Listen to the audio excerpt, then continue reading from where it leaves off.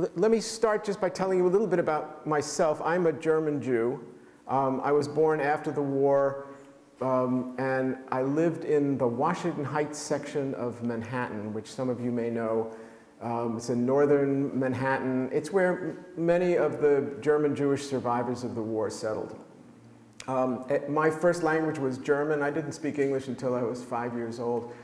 We lived with my grandmother and my uncle who didn't speak English. You could live in Washington Heights and never speak English because it was like living in a European shtetl. The Grünspecht butcher shop and the fish store and the dairy were all German-speaking. The newspaper was the Aufbau, which was a German newspaper. So the Holocaust was really kind of the baffling but still iconic story of my childhood. It was, for me and my brother, a subject of kind of nervous, adult, hushed conversation. The Holocaust was frightening, it was mysterious, it was impossible to grasp, yet it was everywhere. It was the atmosphere. There was a kind of an awkward gracelessness on the part of the adults and a kind of furtiveness on their part that I now recognize as a post-traumatic stress disorder that really everybody suffered after the war. It was the unacknowledged elephant in the living room. It was huge, but it was shrouded. I'm especially compelled, as I've gotten older, I was especially compelled by this notion of rescuers. And both of my books are about rescuers. My nonfiction, Life in a Jar, is about Irena Sendler, a Polish Catholic social worker who organized a network of rescuers to save 2,500 Jewish children from the Warsaw Ghetto. And my historical fiction, Before the Court of Heaven, includes material about the Varian Fry Rescue Network during wartime France that enabled more than 2,000 anti-Nazi and Jewish refugees to flee Vichy France. Varian Fry is the first American to be recognized as righteous among the nations by Yad Vashem. Elie Wiesel said, "Who listens to a witness becomes a witness." When I wrote Life in a Jar, and after interviewing Irena Sendler and some of the children that she rescued from the Warsaw Ghetto, I found my mission with regards to the Holocaust as a witness, tasked with telling this story in whatever way that I can. Life in a Jar is nonfiction about Irena Sendler and 3 Kansas girls who rescued Irena's forgotten story. Before the Court of Heaven is fiction inspired and informed by the history of how Germany's Weimar democracy became the Third Reich. This history is compelling and, unfortunately, a cautionary tale for today.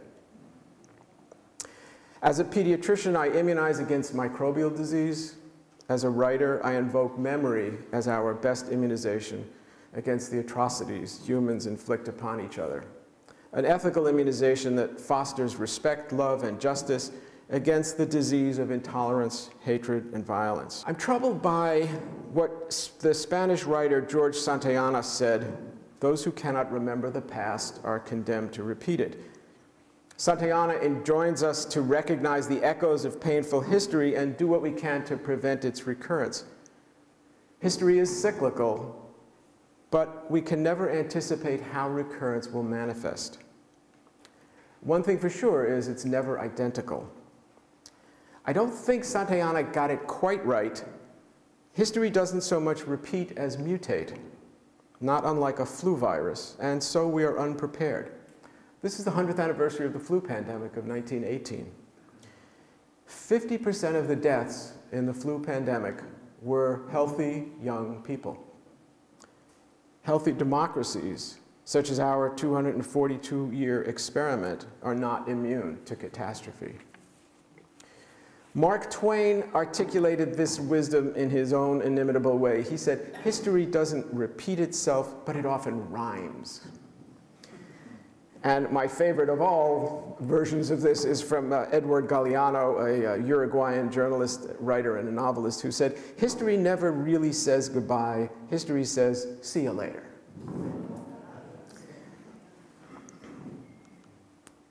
So I gave these handouts so you can kind of follow along and also just sort of take this with you at the end and think about it some more. But this is from a piece in the New York Times about a year and a half ago, 2 years ago, by Jochen Bittner, who was a journalist and a New York Times columnist. And it was called The West's Weimar Moment.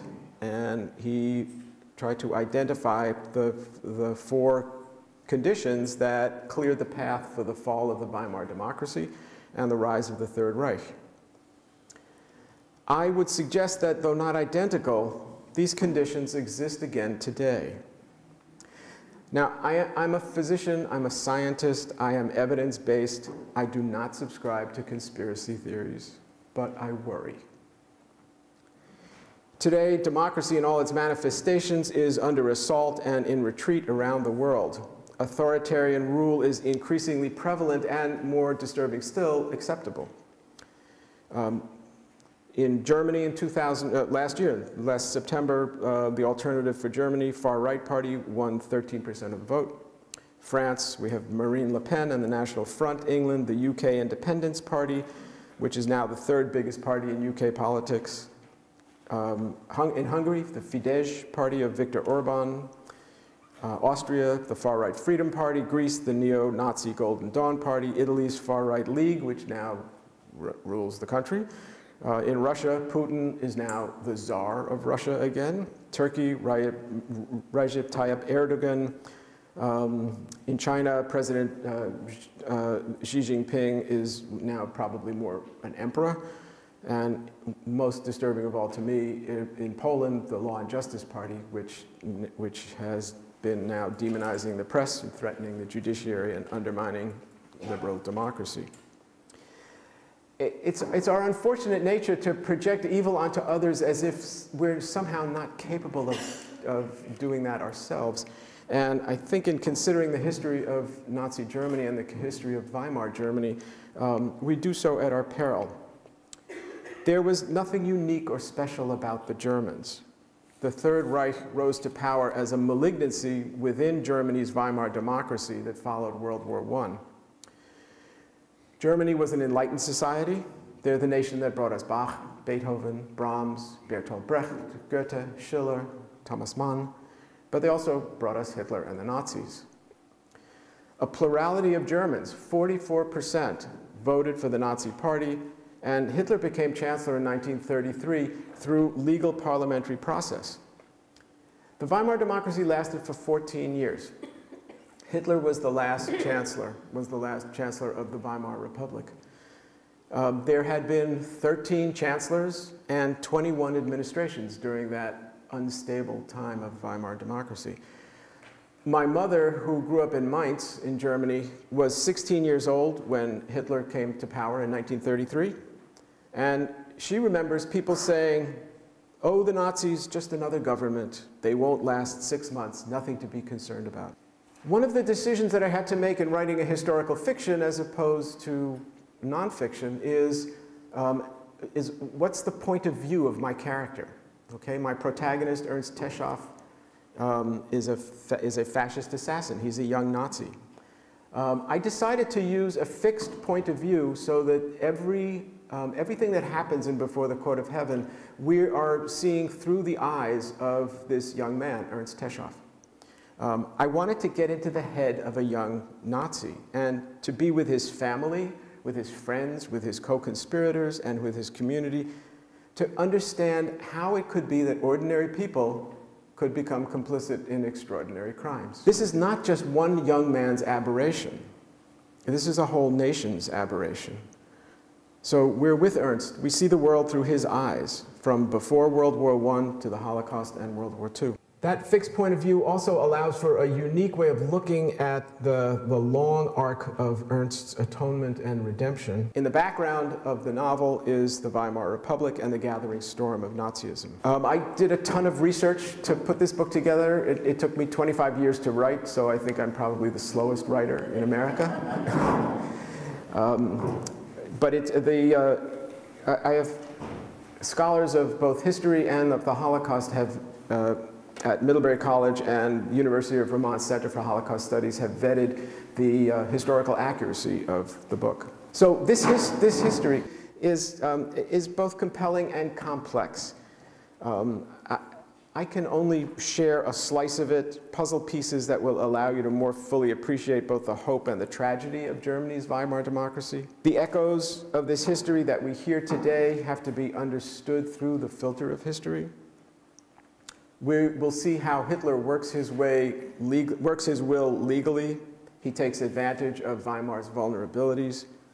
He articulates ordinary Germans' fears, their rage at being defeated in World War I, their humiliation by the Versailles Treaty. They have been left behind. They've been betrayed by a ruined economy, a degenerate culture, by women making free choices, by communists, by Jews, Slavs, Romani, immigrants. Hitler gives voice to their fear and contempt of the other. He gives credibility to eugenic theories that reinforce biases of Aryan superiority. And in exchange, the German people, ordinary people no different than you or I, give Hitler the reins of a dictatorship that would carry out the Holocaust. The Holocaust really begins with Weimar's tragic failure before a single Jew is murdered.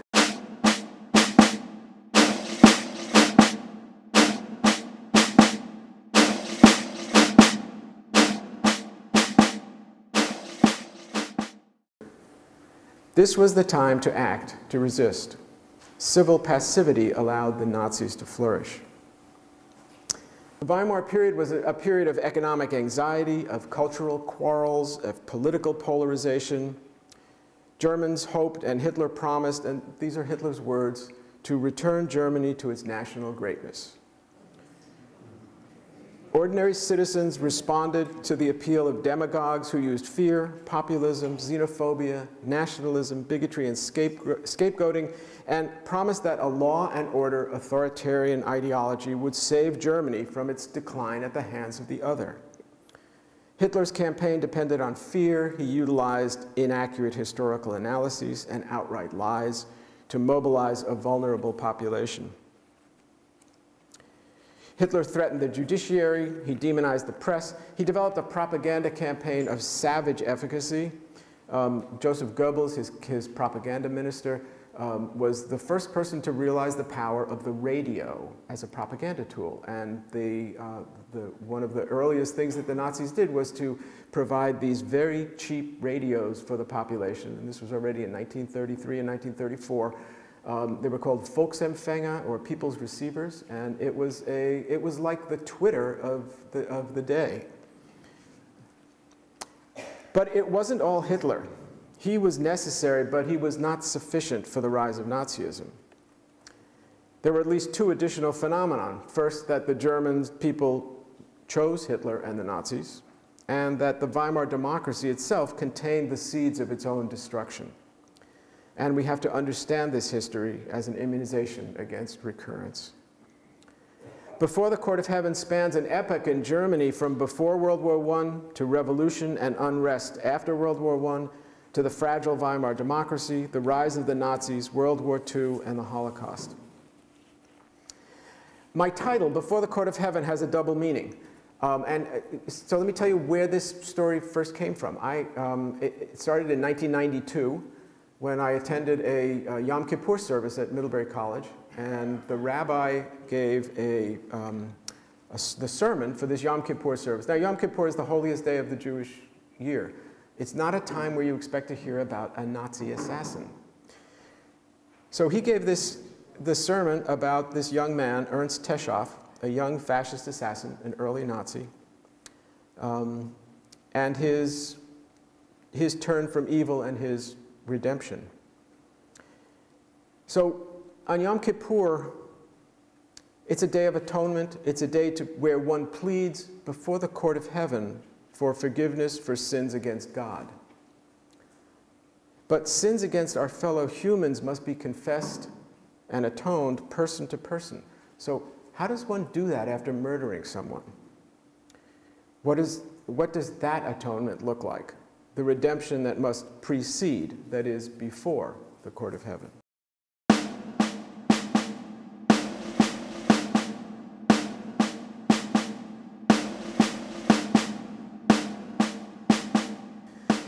Historians generally, this is a cartoon from an Austrian postcard in 1919, and it sort of illustrates the stab in the back myth. Historians generally agree that Hitler's murderous anti-Semitism emerged, at least in part, as a product of this paranoid explanation for Germany's defeat in World War I, which was that the German army didn't lose the war, it was betrayed by civilians on the home front, the so-called November criminals. November because that's when the armistice was signed. The so-called backstabbers, the treasonous betrayers, are intellectuals, they're politicians, degenerate artists, socialists, communists, Jews. The stab in the back myth, an alternative fact, inspires populist anger, and it's encouraged by the right-wing establishment. So who's the right-wing establishment? These are monarchists who would like to see Kaiser Wilhelm back on the throne. They're the conservative elites and wealthy power brokers, financiers and bankers, military officers, large estate owners, the so-called Junker class in Germany, and those who run large industries, coal, steel, construction. In hindsight, the Versailles Treaty was really the fertilizer for the rise of the Nazis and the Third Reich. The fledgling Weimar democracy struggles with political fragmentation and gridlock among extremes on the left and the right. Here's the man that Ernst Techow helped to murder on June 24th, 1922, Foreign Minister Walter Rathenau.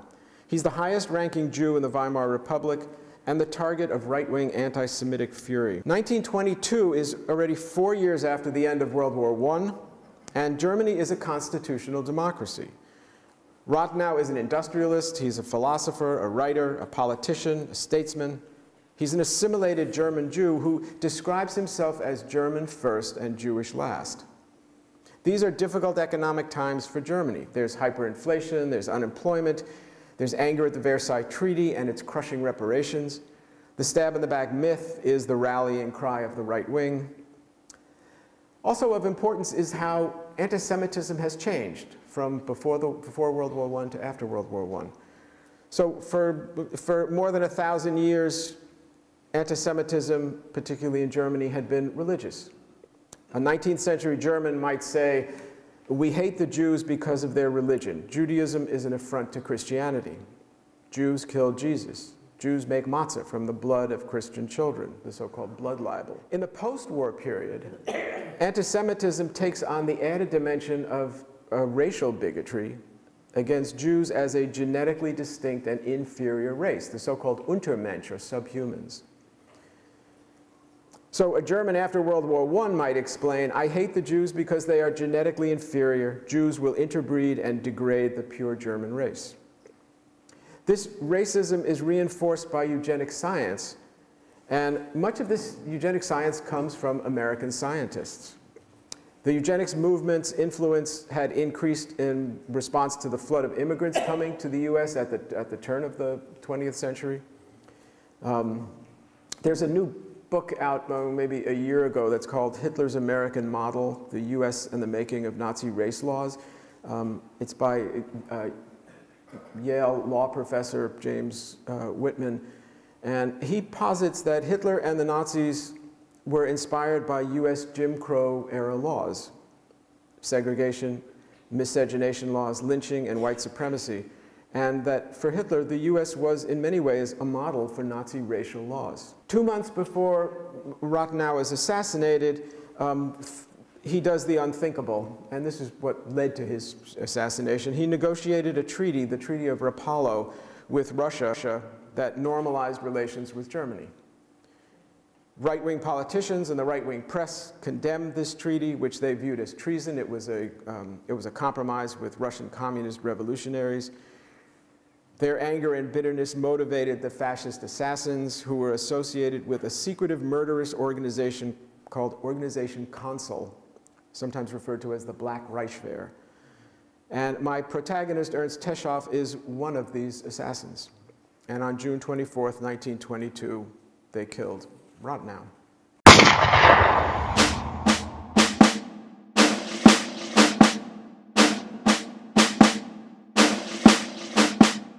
Crowds mourned Rathenau's death.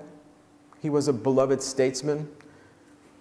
Flags are at half-mast. Workers stage mass demonstrations in mourning and protest. A special court is created because this Rathenau's assassination was after a period of about 3 years during which 350 political assassinations were carried out by this underground organization, Consul. And they formed this special court. This is a photograph of the court hearing. This is Ernst Techow, my protagonist. He's defendant number 2. His brother is defendant number 6. Can't quite see him. That's Hans-Gerd Techow, his younger brother, who was also implicated in the co-conspiracy. I felt, when I heard this story as a Yom Kippur sermon, I was really deeply moved and inspired to find out some more information about this. So I started doing some research, and I came across some primary evidence of microfilm transcripts from the National Archives of Ernst Techow's arrest, his interrogation, and the transcripts of this trial. Some of them were handwritten. This is an example of some of that. I sat with a friend of mine, Marita Schein, who is a German woman in Middlebury. We sat every Tuesday in the Ilsley Library going frame by frame through these transcripts and translating them. This is like finding gold for a writer.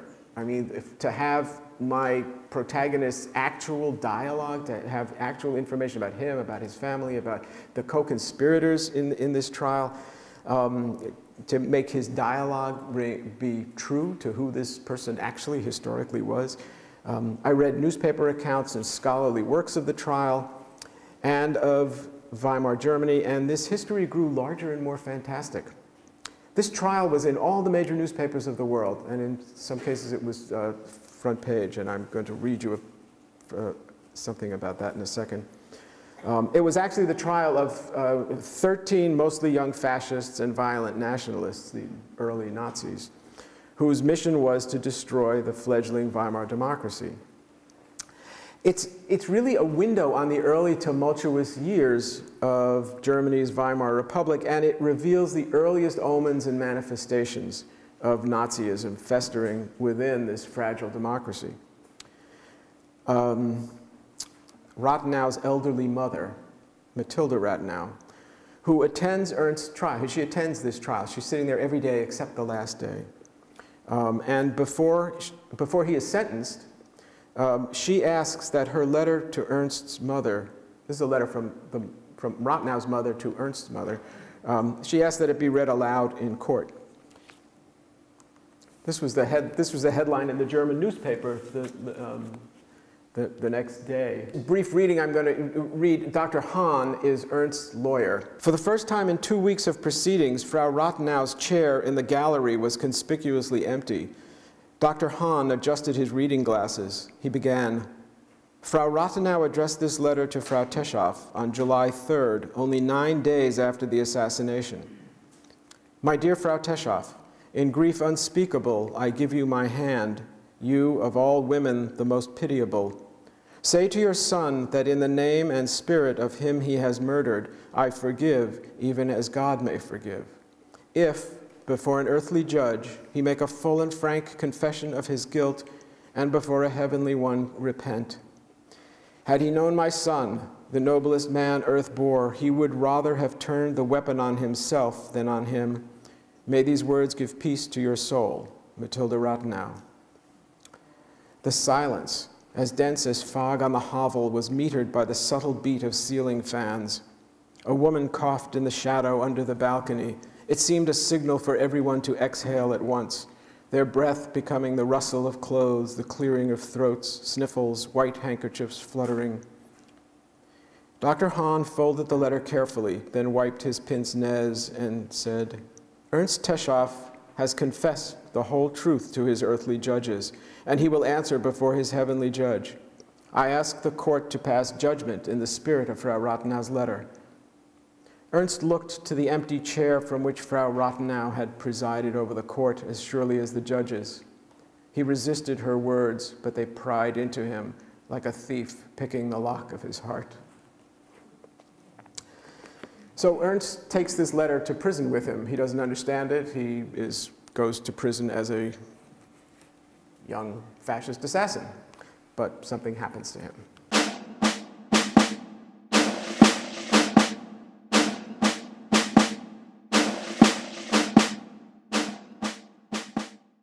I want to go back a little further in history because to before World War I, because people are not born murderers, they're not born Nazis, they are taught.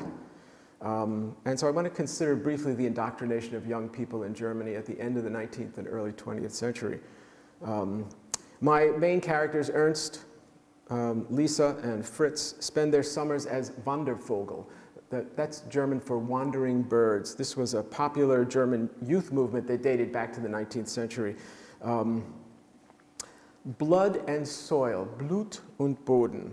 It's a Nazi slogan, ominously resurrected in Charlottesville, Virginia last year. And it expresses the 19th century German idealization of a racially defined national body, the blood, united with a settlement area, the soil of the fatherland. Rural and farm life, German Nordic peasantry are idealized as a counterweight to the nomadism of urban Jewish immigrants. This is specifically racist, it's specifically anti-Semitic. The concept of Lebensraum, of living room, the belief that the German people needed to reclaim historically German areas in Poland, in Ukraine, that this was their historic right. The ethos of these youth movements that incorporated this philosophy was to get back to nature, to freedom, to shake off the restrictions of society, and to celebrate Germany's heroic Teutonic roots. These groups there was a whole spectrum of these youth groups that ranged anywhere from Jewish liberal hippie-like groups to militaristic, nationalistic, and anti-Semitic. Ernst Techow belongs to the latter. What began as an innocent German youth movement, the Wandervogel, became the Hitler Youth.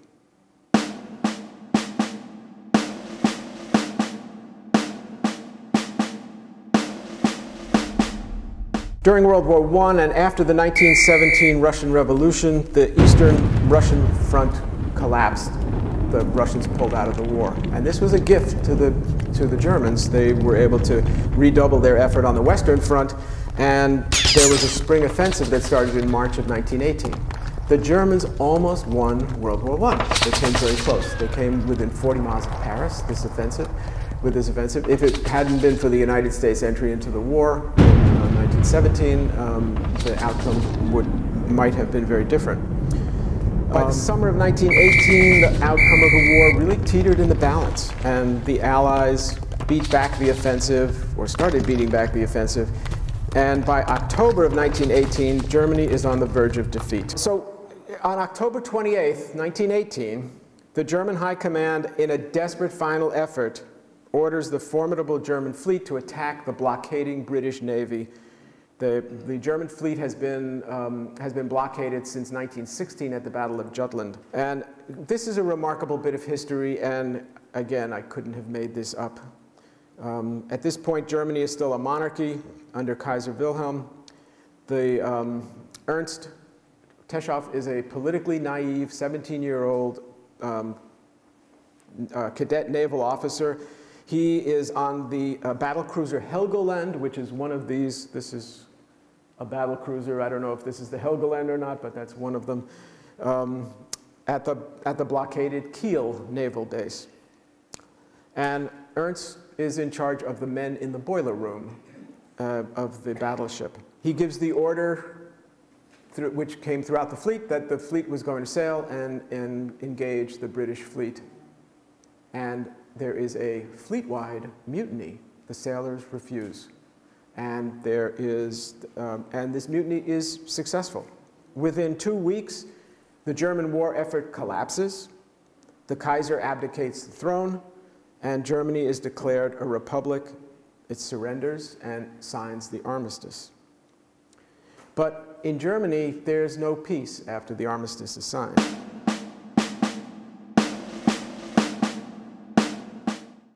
This guy is the Social Democratic minister and deputy leader, Philip Scheidemann. He hears that when this photograph was taken, there are huge crowds gathered outside the Reichstag. This is the exterior of the Reichstag. The communists have been in revolt from the mutiny that started 2 weeks before that.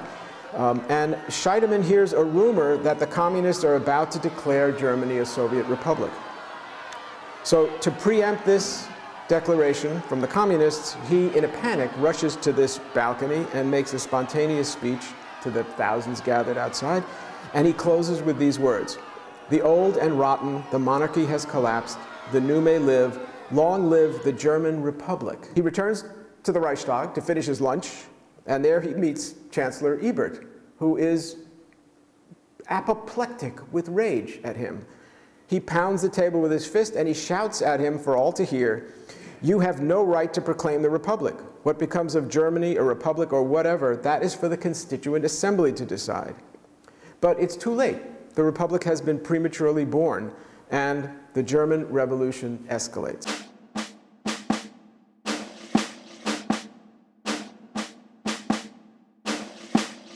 Ernst's older brother, Leo, becomes a socialist and joins the mutineers.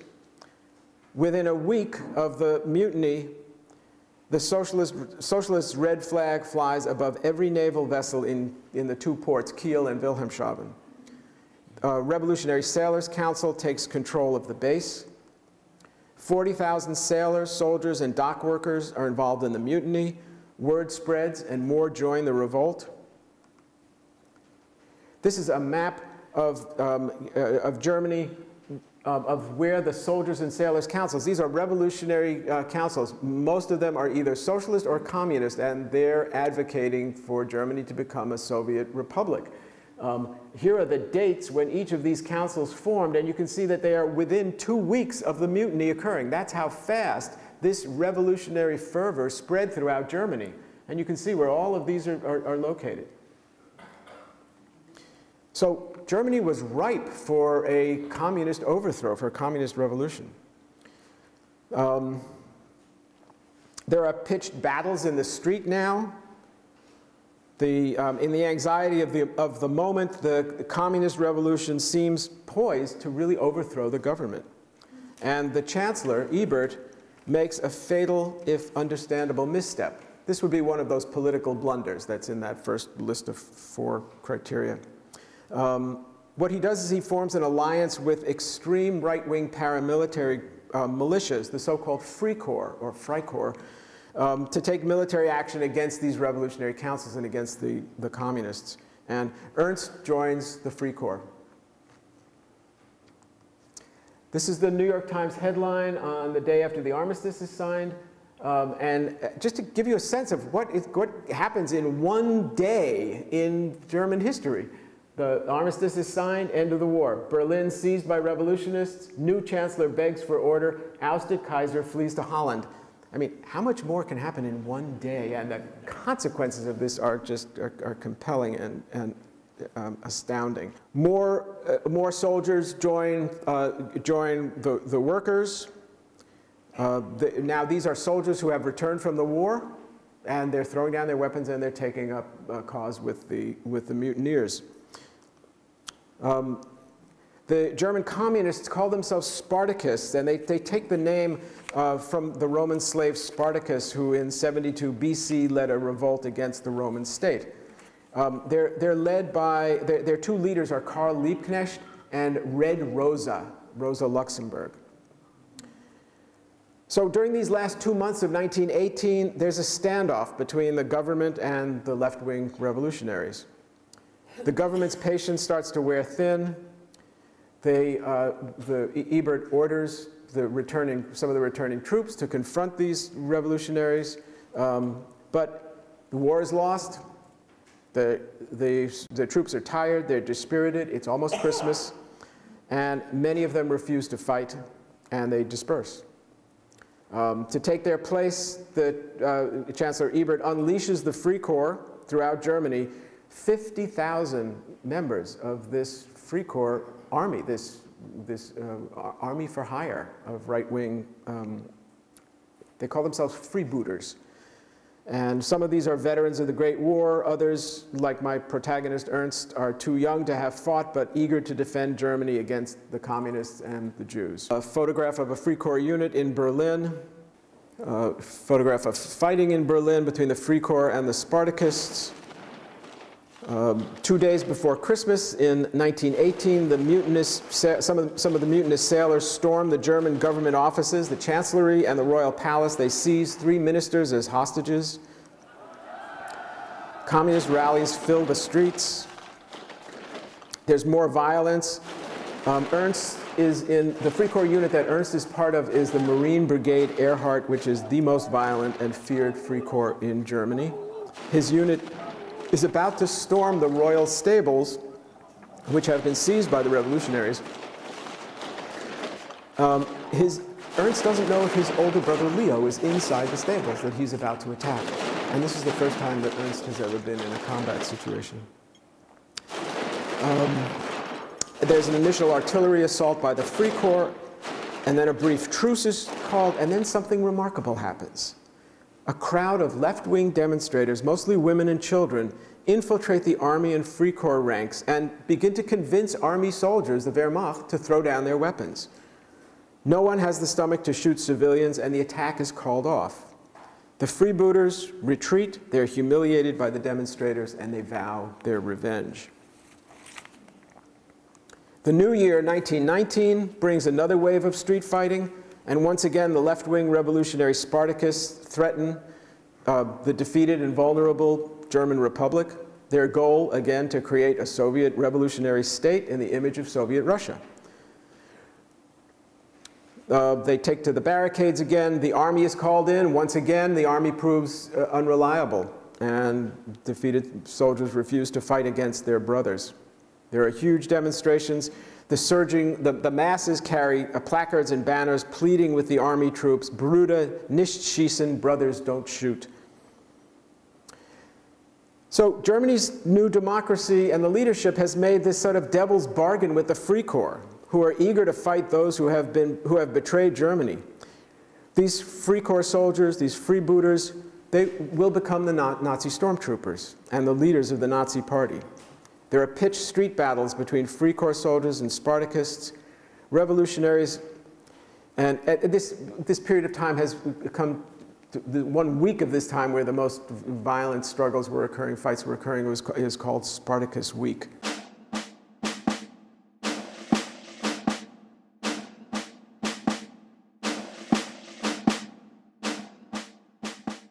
Spartacus demonstrations began again on January 4th, 1919, and 2 days later, another general strike paralyzed Berlin.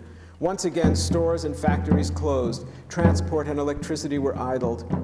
Karl Liebknecht and the other left-wing leaders decided the time for a Soviet revolution had come. Hundreds of thousands of Berliners surged through the streets, occupying railroad stations and newspapers, and a unit of riflemen wearing baggy pants and half-buttoned coats seized the biggest prize of all, the Brandenburg Gate. They were a ragtag army with berets and old fedoras in place of steel helmets, galoshes and exhausted trench boots marching out of step, rifles held at every angle. Artisans and factory girls marched side by side, waving red flags, chanting slogans and trading insults with the Social Democrats who marched the other way on Wilhelmstrasse. Spartacus Week had begun, and the Free Corps would be tested. So Chancellor Ebert then orders the Free Corps to respond to attack, and Ernst's unit assaults one of the newspaper buildings where the Free Corps hold up, the Vorwärts newspaper building. And the Free Corps is ruthless in their execution of this, and they execute everybody who was in the building, and even after they had surrendered. The January fighting claims more than 1,000 lives in Berlin. The leaders of the uprising, Karl Liebknecht and Red Rosa, are arrested and summarily executed by Free Corps officers. Ernst is a witness to Red Rosa's execution. This is Captain Hermann Ehrhardt. He's the head of Ernst's Free Corps unit. He's the most feared and respected Free Corps commander. After the Free Corps is demobilized, as was required by the terms of the Versailles Treaty, he forms this secret murderous organization, Consul, for which Ernst becomes a driver and an accessory to murder. The unholy alliance of the Weimar politicians and the Free Corps succeeds in suppressing the leftist uprising. They put down this revolution throughout Germany, and the country is mostly pacified by August of 1919, when Germany's new constitution is ratified in the city of Weimar. The reason it's called the Weimar Republic is that Weimar was one of the only cities that the government could control against the communist uprising. So it was secured by Free Corps units. And so it was just really an accident of safety to be able to have this constitution written and adopted in Weimar. This is Article 48 of the Weimar Constitution, and it is the poison pill. It is that unique susceptibility within this democracy that allowed for authoritarian rule in an emergency. According to the Constitution, the Chancellor is the head of state who runs the government, but in an emergency, the President has emergency powers from Article 48, under which he becomes the commander-in-chief of the armed forces. As head of the military, the President can bypass the Parliament and rule by decree. This power is misused often between 1930 and 1933, before the rise of Hitler, when the Reichstag is so polarized, so gridlocked, that it cannot govern. So the Versailles Treaty comes into effect in 1920. It limits Germany's army to 100,000 men, and the Free Corps is officially disbanded. Aside from these treaty organizations, the leadership of the Weimar Republic now realizes that the Free Corps could threaten them just as much as the communists could threaten them from the left. So they disbanded it, but it goes underground as this organization, Consul. And many of the Free Corps fighters, the freebooters, these 50,000 freebooters, bury their weapons for use in the future. And they begin this reign of terror between 1919 and 1922. More than 350 people are assassinated for political reasons. But where's Hitler in all this? So after Hitler's service in World War I, he returned to Munich and remained in the army. In July of 1919, he was an intelligence officer, and he was assigned to infiltrate this new German party called the German Workers' Party. And while he was monitoring the activities of the party, he found himself attracted to the message that was being given by the leader, Anton Drexler. It was nationalistic, it was anti-Semitic, it was anti-capitalist, anti-Marxist. Drexler invited him to join the party, and Hitler accepted. He is member number 55 of the German Workers' Party. So this is a small party. In February of 1920, this small German Workers' Party becomes the National Socialist German Workers' Party, the Nazi Party.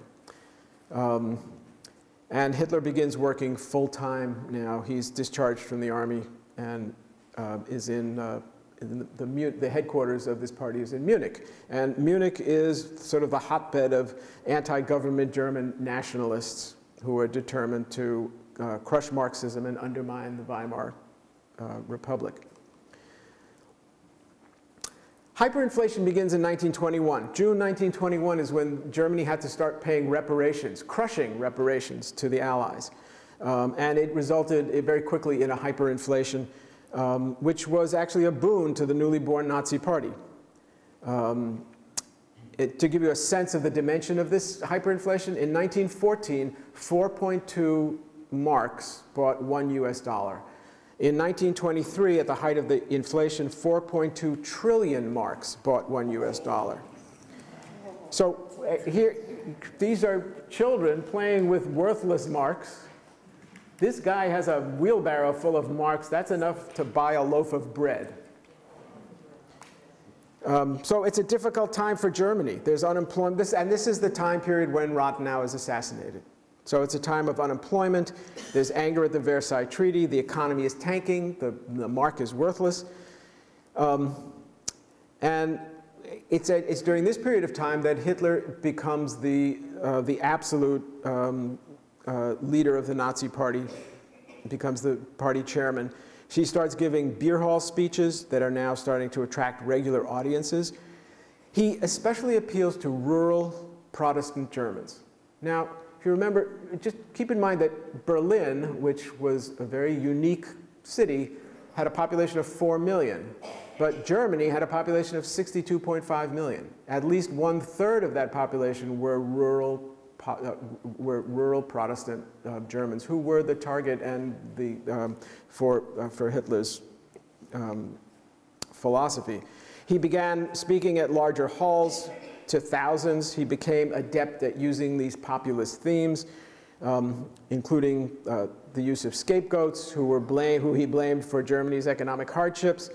He carried on particularly about one document called the Protocol of the Elders of Zion, which was a fabricated anti-Semitic text that supposedly described a Jewish conspiracy for global domination. It was first published in Russia in 1903, and it became a critical influence on Hitler's thinking, and many right-wing people took this as gospel truth.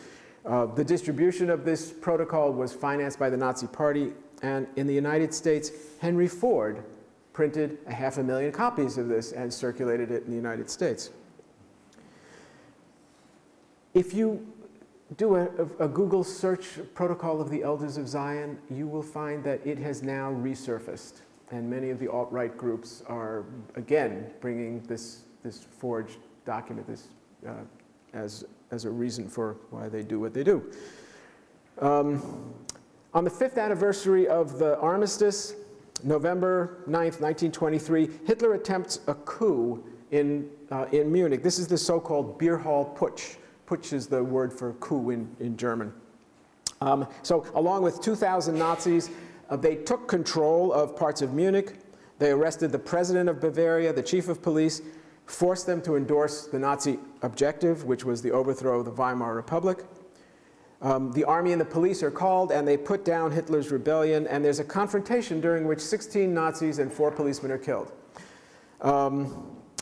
Hitler is walking arm in arm with his political advisor, a guy named Max von Schubner-Richter, who is killed.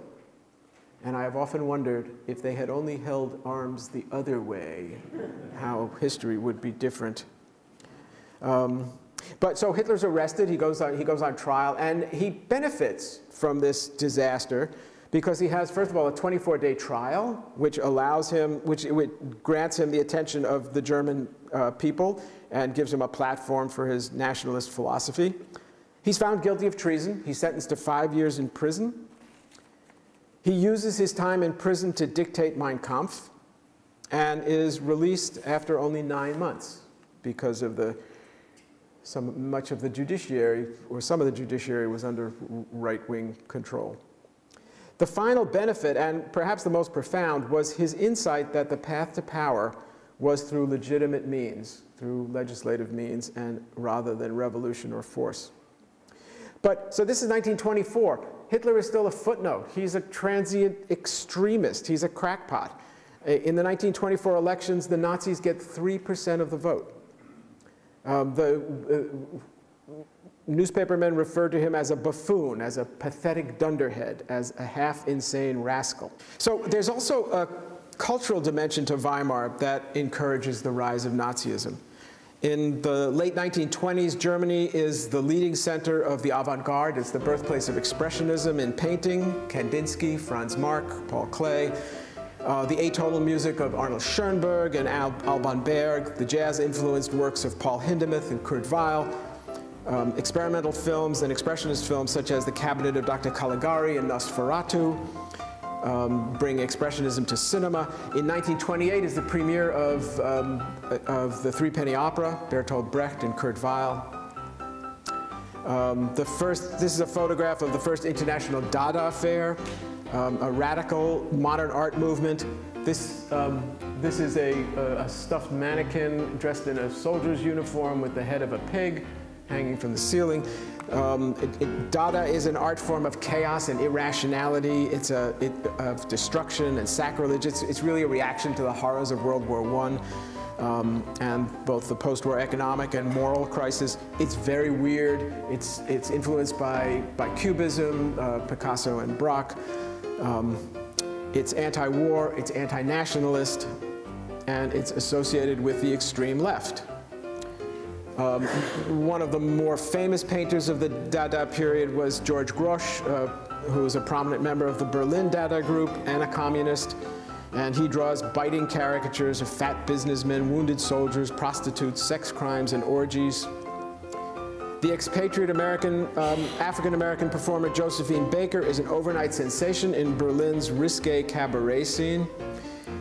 By the way, there is a cabaret scene in Before the Court of Heaven, which I just had the most fun writing, because again, you couldn't make up what happened in the cabarets in Berlin in the 20s. It was crazy time. Josephine Baker was also most famous for her banana costume. She just wore bananas and nothing else. The Nazis, of course, viewed this as degenerate art, product of a degenerate new culture. And their response was partially from a conservative aesthetic, but it was also their determination to use art as a propaganda weapon. And in this regard, they had the support of the Protestant church, because this was taking a stand against a secular liberal culture and an excessive culture.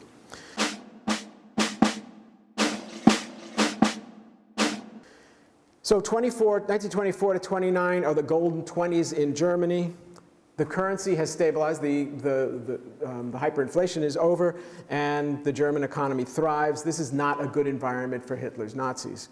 Between the elections of 1924 and 1928, the minuscule Nazi share of the vote declines from 3% to 2.6% of the vote. Hitler is still a footnote. The weight that finally breaks Weimar's back is the 1929 stock market crash and the resulting Great Depression. And Germany suffers more than most any other country in Europe from the financial consequences. Hitler and the Nazis prepare to take advantage of the emergency to gain support. They promise to repudiate the Versailles Treaty, to rescue the economy, to provide jobs, keep immigrants out, to reclaim lost territory in Europe and their colonies in Africa, to purify German culture. Again, Hitler's doing this all legally. He's doing this as an election campaign. The Nazis finish second.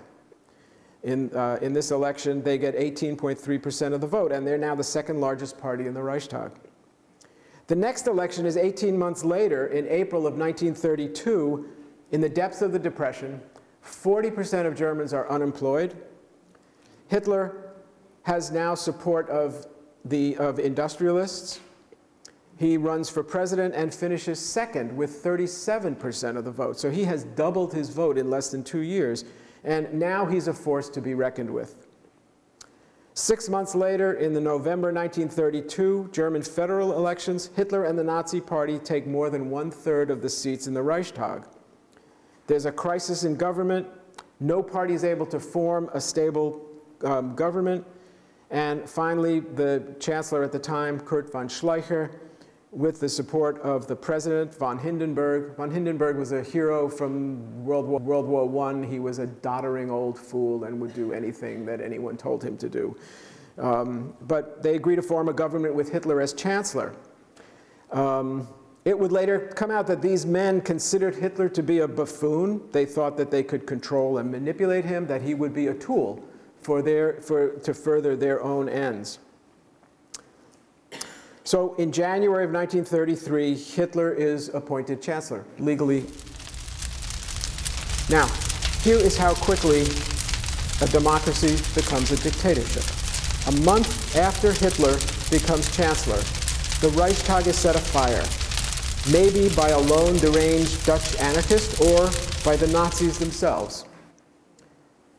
James Madison, our fourth president, warned, "Tyranny arises on some favorable emergency." The February 27, 1933 Reichstag fire in Berlin was, for Hitler and the Nazis, just such a favorable emergency. Hitler blames the communists, he suspends civil liberties, and begins mass arrests. He uses charges of terrorism as a catalyst for regime change. And in a 2-month period from January to March of 1933, and how the consolidation of this dictatorship began. Concentration camps were established for political prisoners at Hitler's urging and under Article 48. Again, he's acting perfectly legally. He and President von Hindenburg enact the Reichstag Fire decree, which suspends basic rights and civil liberties and allows for detention without trial. The activities of the German Communist Party are suppressed. More than 4,000 people are arrested. 1 week after the fire, the election of March 5th, 1933, the Nazi Party wins 44% of the vote. 3 weeks after this election, Hitler's government brings what's called the Enabling Act to a vote in the newly elected Reichstag, and Hindenburg signs it. This Enabling Act, which officially titled the Law to Remedy the Distress of People and the Reich, gives Hitler's cabinet the power to enact laws, even ones that deviate from the Weimar Constitution, without the consent of the Reichstag for 4 years. The Third Reich is born. By the summer of 1934, 1.5 years later, there are hundreds of thousands of Nazi opponents in concentration camps.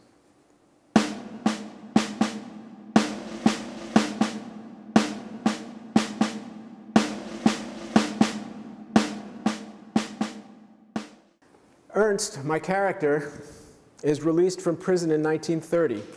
And though he's conflicted about the Nazis, he works for Goebbels' newspaper. He is a witness to the rise of the Nazis, and his family struggles and accommodates to the fascist takeover in Germany. Abraham Joshua Heschel, who is a champion of human rights, a friend of Martin Luther King Jr., said of the Holocaust, "Some are guilty, all are responsible." So how do we manifest our deeper sense of responsibility? Responsibility for every silence, every deferred response? We are all, to some extent, bystanders. Never again is really too facile a response if it's only words. There's a German word, Mitläufer, which I think is more to the point. Mitläufer is fellow traveler, and it refers to those who make accommodations with evil. When I read Holocaust literature, the question, the speculation that becomes my emotional atmosphere is, what would I have done? We hear an echo of Weimar today in our political discourse.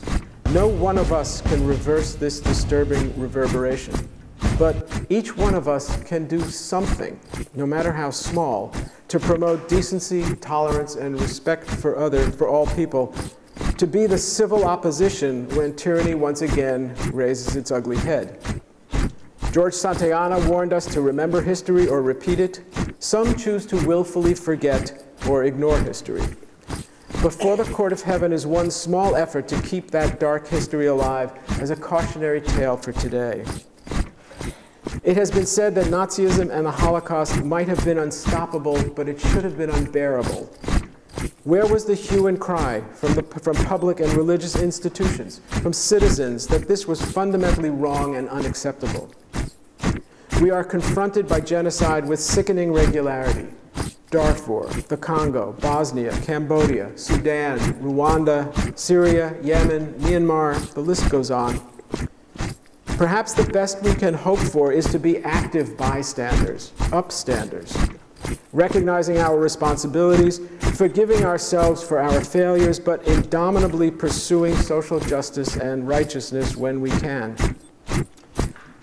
I urge you to do whatever it is you can, no matter how small, to repair the world, to challenge hatred, intolerance, neglect, aggression, bullying, to advocate for decency.